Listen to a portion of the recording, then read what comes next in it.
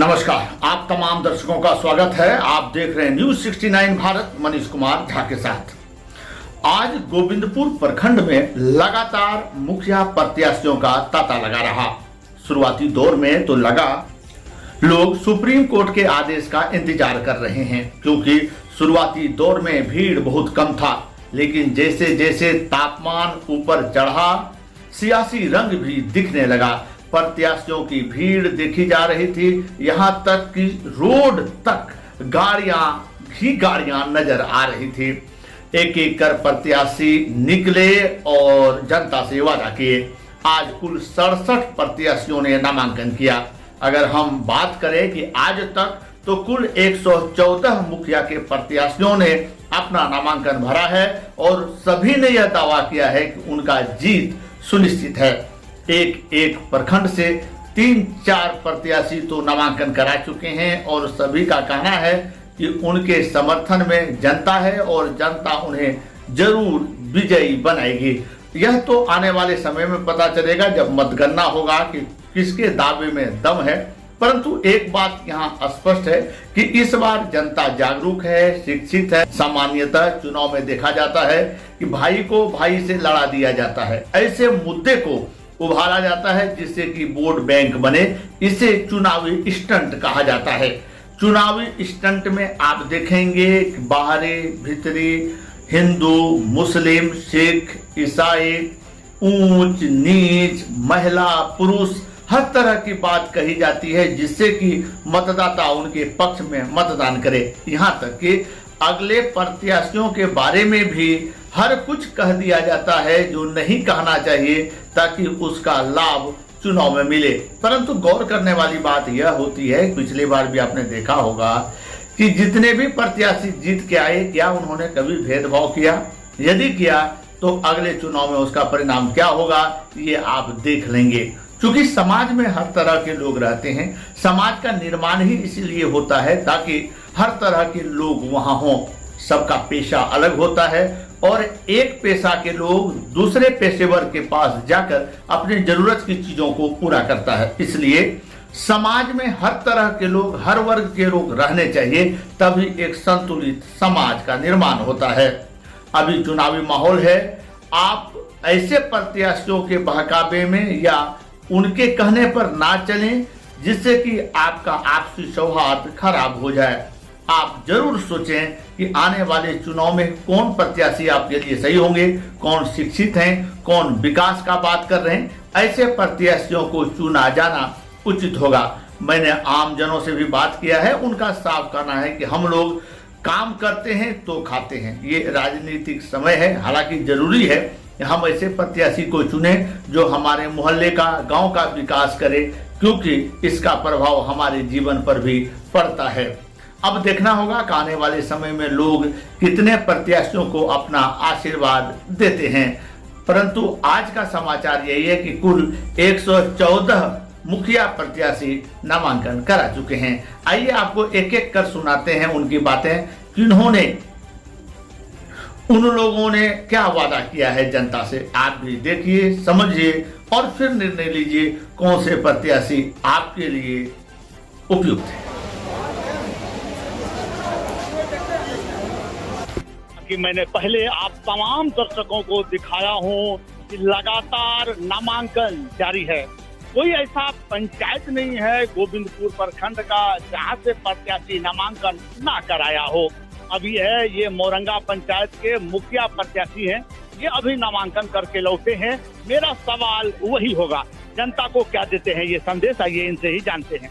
पहला सवाल आपके लिए वही रहेगा कि लगातार वादे करते हैं लोग, पूरा कैसे होगा? पूरा सर करेंगे हम। आप क्या कहना चाहेंगे जनता को? आप नॉमिनेशन करके आए हैं, आपको ही वोट क्यों दे जनता? आपको ही जनता वोट क्यों दे? क्योंकि आप नॉमिनेशन करके आए हैं। जब तक आप अपने मतदाता को समझाएंगे नहीं, आपको वोट क्यों? जनता का विकास से चलेंगे। क्या क्या समस्या देख रहे हैं आप अपने पंचायत में? क्योंकि आप जड़ से जुड़े हैं, घूमते हैं आप पंचायत में, क्या समस्या आप देख रहे हैं? जल, पानी, कुआं, तालाब का सुविधा नहीं है। एक सवाल, जो गरीब हैं आज तक उनकी बातें सुनी नहीं गई और आज भी लोग चाहते हैं कि गरीबों की बातें सुनी जाए। आपके समय में क्या होगा और कैसे इसको पूरा अगर गरीबों की बातें सुनी जाएगी? हाँ, चलिए, बहुत बहुत धन्यवाद। ये हैं मोरंगा पंचायत के मुखिया प्रत्याशी जो भी नामांकन करके लौटे हैं और वादा इन्होंने भी किया है कि आने वाले समय में यदि जनता इन्हें जिताती है तो ये सर्वांगीण विकास करेंगे। जनता सब जानती है, ये पब्लिक है, सब जानती है कौन आपके दुख के समय में साथ रहे हैं, कौन आपके साथ हमेशा आपके समस्याओं को सुनने के लिए तत्पर रहते हैं। आप उन्हें जरूर नमस्कार। मैं लगातार आप तमाम दर्शकों को दिखाता रहा हूं कि चुनावी माहौल में नामांकन का दौर लगातार जारी है। अभी तक कोई भी ऐसा पंचायत नहीं है जहां की कैंडिडेट नामांकन नहीं कराए हैं। अभी की सूचना ये है कि सुप्रीम कोर्ट ने ओबीसी आरक्षण के लिए जो मुद्दा डाला गया था उसे रद्द कर दिया गया है। अब जितने प्रत्याशी हैं सब में खुशी है कि कम से कम यह पंचायत चुनाव होगा और इसे टाला नहीं जाएगा। एक और प्रत्याशी हैं जो कुलबेड़ा पंचायत से नामांकन किए हैं, इनसे भी हम जानने का प्रयास करते हैं इनका मुख्य मुद्दा क्या रहेगा, विकास कितना हुआ है पंचायत में और लोग जनता को बेवकूफ कब तक बनाते रहे हैं, अब कैसे होगा विकास। तमाम मुद्दे पर हम इनसे बात करते हैं। सबसे पहले तो शुभकामनाएं आपको, आज आपने नामांकन कराया। प्रश्न यही कि समस्या क्या है, क्योंकि जो भी लोग यहाँ नामांकन कराने आए हैं वो ग्राउंड स्तर पर हैं और देख चुके हैं, लोगों से मिल चुके हैं। क्या समस्या देख रहे हैं आप? समस्या तो पंचायत में बहुत है। अब जब हम जीत के आएंगे तो सारा समस्या को हल करने का प्रयास करेंगे। सामान्यतः अगर हम पिछले चुनाव तक देखें तो मजहब के नाम पर, जाति के नाम पर, अपने दोस्तों को तोड़ने के नाम पर अलग अलग तरह से राजनीति होता रहा है। इससे जो ईमानदार लोग थे वो पीछे रह गए और जो तिगड़मबाज थे वो आगे, जिससे विकास नहीं हो पाया। मैं हर जगह की बात नहीं कर रहा हूँ। इस बार का क्या मुद्दा रहेगा? देखिए, कुलबेड़ा पंचायत में कोई जात पात का ऐसा लेके कोई नहीं चल रहा है। वहाँ सबका साथ और सबका विकास, सबका विश्वास है। हम लोग सब मिलजुल के रहते, ऐसा कोई वहाँ पर मुद्दा नहीं है। यदि सब सही चल रहा है तो फिर पहले से जो मुखिया चल रहे थे लोग उन्हें क्यों ना चुने? आपको क्यों चुने? देखिए, ये तो जनता का बीच का बात है। जनता अपना मत करेगा। जो अगला बार उसको मत किया है, जिताया है, अब जनता अगर चाहता है कि बदलाव के लिए तो जनता बदलाव करेगा। हम इसीलिए पूछा, कुछ तो अलग देंगे आप जनता? जी, हम तो अपना राय रखेंगे ना। हम जीतेंगे तो जनता को और फैसिलिटी देंगे और 24 घंटा हम साथ पर रहेंगे। वो जब वो याद करेगा उसका घर हम पहुंचने का प्रयास करेंगे। हम अपना घर में बैठल नहीं रहेंगे। ये सबसे महत्वपूर्ण मुद्दा आपने छुआ है, क्योंकि सामान्यतः देखा जाता है कि जो मुखिया रहे हैं, जब जनता जो वोट देती है वो जाते हैं उनसे मिलने तो बोला दिया जाता है कि मुखिया जी घर पर नहीं, जनता परेशान है। तो आप जब इस मुद्दे को छुए हैं तो समाधान कैसे होगा? और जो अभी शिक्षा आपके यहाँ, चूंकि हम गए भी थे, आप मिले थे, सरकार आपके द्वार कार्यक्रम में, समाधान समस्या का हो नहीं पाया है, तो कैसे होगा समाधान? देखिए, समाधान होगा जैसे जैसे दिन बढ़ते जाता है वैसे वैसे समस्या भी बढ़ता है और समस्या का हल भी होता है। अच्छा आदमी अगर जीत के आएगा, पंचायत में आएगा, हर एक जगह आएगा तो जनता का काम होगा, गरीब का काम होगा। और गरीब के लिए अच्छा व्यक्ति अगर जीत के आएगा तो गरीब के से हमेशा उसके साथ खड़ा रहेगा। अनंत शुभकामनाएं आपको। इन्होंने एक महत्वपूर्ण चीज को छुआ है जो पहले हम इस पर फोकस नहीं कर पाए कि यदि समस्या होते हैं तो जनप्रतिनिधि होने के नाते ये तत्पर रहेंगे, 24 घंटा जनता के सेवा में रहेंगे और यही कहकर, यानी विकास के नाम पर, लोगों के असली जनप्रतिनिधि होने के नाम पर ये वोट मांगेंगे। असली फैसला तो आपके हाथ में है, आप देखें और ऐसे प्रत्याशी का चुनाव करें तो आपके सुख दुख में साथ हो। ऐसा ना हो जो प्रचार चल रहा है, दारू, मुर्गा, पैसा, आपका वोट 4 साल तक आपको फिर झेलना पड़ेगा। अगले 5वें साल में फिर आपके हाथ में आएगा ये मौका। इसे जाने ना, और हम आपको दिखाते रहे हैं कि प्रत्याशी और जनता के लिए किए गए वादा। गोरसप्पा पंचायत, शायद आपको याद होगा गोरसप्पा पंचायत में क्या रहा था, कुछ दिन विवादों में भी थे। अभी वहाँ चूंकि पुरुष के लिए सीट कर दिया गया है तो लोकमान अंसारी ये अभी प्रत्याशी हैं, नामांकन करके लौटे हैं। हम इनसे जानने का प्रयास करते हैं कि आखिर इनका क्या वादा रहेगा जनता के साथ आगामी चुनाव के लिए। सवाल वही, आगामी चुनाव के लिए जनता से क्या रहेगा आपका वादा, क्यों वोट देगा? जनता इसी उम्मीद पर हमको वोट देने जा रहा है, जो भी और जितना छोटा मोटा थोड़ा अगर बाकी भी है वो काम को मैं तुरंत पूरा करूंगा। जैसे मेरा स्वास्थ्य केंद्र मेरा पंचायत में नहीं है, चाहे हाई स्कूल का प्रबंधन नहीं है, इस सब के लिए हमने जनशक्ति लगा करके मैं लाने का प्रयास करूंगा, ताकि हमारे जनता के लिए कहीं बाहर जाना ना पड़े बच्चों को, और हॉस्पिटल के लिए, बीमार के लिए, गरीब पीड़ितों के लिए हमारा पंचायत के अंदर हॉस्पिटल बने, ताकि वहाँ सुविधा मिले। आपके ऊपर आरोप लग रहा है, क्योंकि और भी प्रत्याशी हैं, आरोप प्रत्यारोप चल रहा होता है कि उन्होंने मुंह देखकर काम किया है, गरीबों के लिए काम नहीं किया, सिर्फ अपने आदमी के लिए काम किया है, राशन में भी उन्होंने गड़बड़ी की थी। ये तमाम आपके ऊपर आरोप लगाए गए हैं, तो जनता को कैसे आप समझाएंगे कि आप एक अच्छे प्रत्याशी और आपको वोट दें? जनता का कोई आरोप नहीं है, जो अभी उम्मीदवार है इन्हीं लोग का शिकायत है, और जनता खुश है, इसलिए जनता खुश है। अब तो हम 3 बार चुनाव जीत के आए, चौथा बार में हम हैं। पिछले बार आपकी पत्नी रही थी बतौर मुखिया, उन्होंने लगातार काम किया, कौन सा काम आपके नजर में बाकी है जो आप चाहेंगे? अभी मान लिए जो बोल रहे हैं हॉस्पिटल बनाना है, स्वास्थ्य केंद्र है, हमारे हाई स्कूल बनाना है, और अभी जो भी छोटी नली गली रोड पक्की जो भी सड़क है उसको बहुत जल्द ही जल्द बनाएंगे। और इस बार 39 पंचायत में गोड़गप्पा पंचायत को मैं आदर्श अपना मेहनत जल्द शक्ति से संघर्ष करके मैं इतना ही सुंदर बनाऊंगा जो गोविंदपुर में देखने के लायक रहेगा। गोड़गप्पा पंचायत नंबर 1 में। कोरोना काल में भी मैंने देखा था कि ये एक उस समय मुखिया नहीं थे, एक समाज सेवी होने के नाते इन्होंने लगातार जिस समय लोग कोरोना मरीज से डरते थे, अपने बुलेट पर बैठाकर ये हॉस्पिटल ले जाने का काम किए थे। उस समय प्रत्यक्षदर्शी मैं रहा था और लोगों का प्यार भी उस समय मिला था।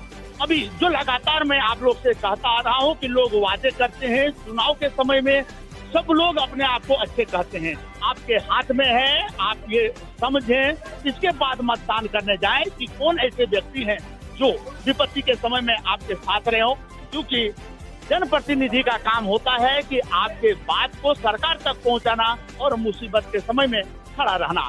दूसरे पंचायत के लोग क्या कहते हैं, कैसे करेंगे विकास, हम आपको जरूर सुनाएंगे। यहाँ के लिए अभी इतना ही।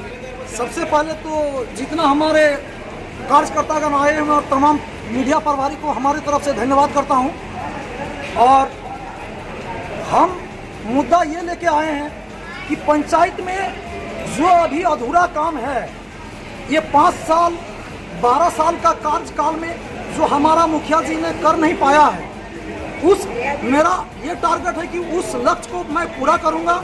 हमारा पत्नी मुखिया है, मुखिया बनने जा रही है, हम उसको दोनों मिल के हमारा इनका सहयोग और मेरा सहयोग से हम पंचायत में हर संभव कोशिश करेंगे कि जितना ज़्यादा से ज़्यादा हम विकास का काम ब्लॉक से प्रखंड से ले जाकर के अपना पंचायत स्तर में काम करेंगे। आपके पंचायत में सबसे बड़ी समस्या आपको क्या नजर आती है? पंचायत में सबसे बड़ी समस्या है पानी का। तो मैं जीतने के बाद, मेरा पत्नी अगर जीत गई तो मैं सबसे पहले जनता तक पानी पहुंचाने का काम करूंगा, ताकि हमारे जो माँ और बहनें पानी के लिए तरस रहे हैं, चाहे तालाब के माध्यम से हो, चाहे कुआं के माध्यम से हो, चाहे कूप के माध्यम से हो। आज एक कूप नल अगर खराब हो जाता है तो पंचायत में तरस खाना पड़ता है कि कौन ये कूप बनाएगा। तो हमने एक दिन 1 घंटा जनता से संपर्क बना के रखे हैं और हमारा जनता पर विश्वास है। जनता ने हमको भरोसा दिलाया है कि आप चुनाव लड़िए, हम लोग आपके साथ हैं। तो इसलिए जनता पर हमें बहुत गर्व है।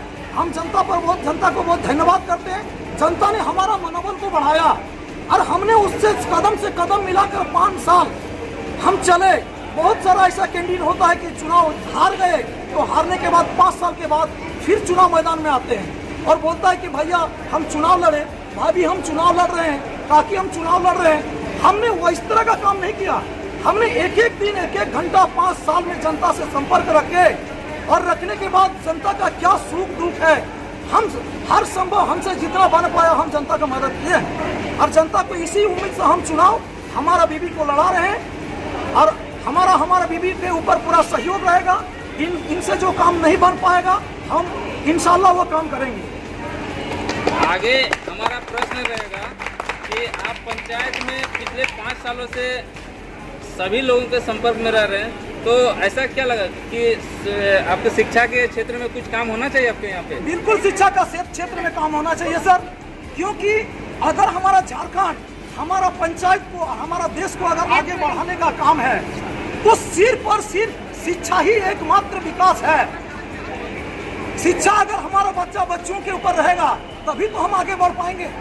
आज हमारा झारखंड में जो जयराम महतो ने जो आंदोलन छेड़ा है, बहुत हम उसको धन्यवाद देते हैं, क्योंकि आज वो हमारा पूरा झारखंडी के लिए वो लड़ाई लड़ रहा है। और आज हमारा यहाँ जो जितना नियोजन नीति और अस्थायी नीति जो लागू करने के लिए बोल रहा है वो बिल्कुल सही है, वो चीज होना चाहिए, क्योंकि आज हमारा यहाँ बच्चा बच्ची पढ़ के भी नौकरी उनको नहीं मिल रहा है। तो इसलिए हमारा बच्चा बच्ची पढ़ेंगे तभी तो हमारा झारखंड का नाम रोशन होगा, तभी तो हम नौकरी ले पाएंगे। तो इसलिए हम हमारा झारखंड का, हमारा पंचायत का, हमारे गोविंदपुर प्रखंड का, धनबाद जिला का जितने भी बच्चा बच्ची है, सबसे मैं विनती करता हूँ कि पढ़ाई पर फोकस कीजिए। पढ़ाई रहेगा तभी आप आगे बढ़ पाइएगा, तभी आप नौकरी से लड़ पाइएगा, तभी आप सरकार से लड़ पाइएगा। अगर शिक्षा नहीं है तो आप सरकार से नहीं लड़ सकते हैं। आप स्वास्थ्य के क्षेत्र में अपने पंचायत में क्या करना चाहते हैं? स्वास्थ्य का क्षेत्र में सर सबसे पहले तो स्वास्थ्य विभाग में जो हमारा पदाधिकारी है वो बिल्कुल हमारे पंचायत में स्वास्थ्य विभाग का कोई केंद्र नहीं है। तो सबसे पहले स्वास्थ्य विभाग से झारखंड सरकार से मैं आग्रह करूंगा, चुनाव जीतने के बाद मेरा दीदी अगर जीत गई, मांग करते हैं आप सरकार से? हम सरकार से मांग करेंगे कि मेरे पंचायत में एक स्वास्थ्य केंद्र बने, ताकि हमारा पंचायत के माँ और बहन, हमारा दूर दूर के अगल बगल के जितने गाँव है सबको सुविधा मिले। आपके यहाँ हाई स्कूल है? हाई स्कूल नहीं है सर। इसके लिए क्या मांग चाहते हैं? हम हाई स्कूल, हमारा मध्य विद्यालय, प्राथमिक मध्य विद्यालय सहराज है, तो हमारा स्कूल का चर्चा भी चल रहा है कि हाई स्कूल में परिवर्तन करने का। तो हम झारखंड सरकार से ये भी मांग करेंगे कि हमारा स्कूल जो है वो भी हाई स्कूल के तब्दील करे, ताकि हमारा बच्चा बच्ची जो 4, 5, 6 किलोमीटर दूर साइकिल पैडल मार के जाते हैं, अगर हमारा गांव में अगर हाई स्कूल मिलेगा तो उनको बहुत सहूलियत हो।